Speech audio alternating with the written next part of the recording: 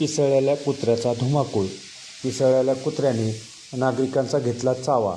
घटना सीसीटीव्ही कॅमेऱ्यामध्ये कैद. उपचारासाठी महिला व पुरुषांना रुग्णालयात केले दाखल.